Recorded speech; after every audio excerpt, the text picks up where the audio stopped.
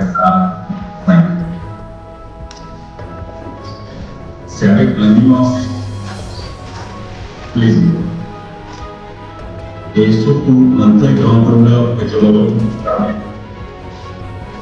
Pour le centre de coordination de sauvetage, c'est un centre qui a pour mission de coordonner, diriger et conduire l'ensemble des activités de recherche et de sauvetage.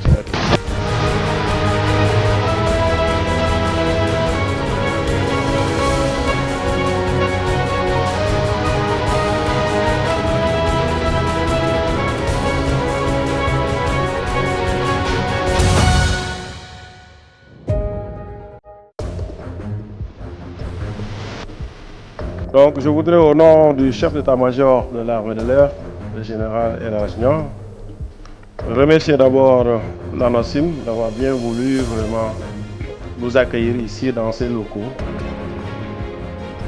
Cet exercice, DAPSAR 2025, c'est un exercice qui rentre dans le cadre de l'application des normes et des recommandations de l'Organisation de l'aviation civile internationale, notamment l'annexe 12 de la Convention de Chicago de l'OACI, qui stipule que les pays contractants doivent mettre en tout cas tous les moyens nécessaires pour vraiment porter assistance aux aéronefs.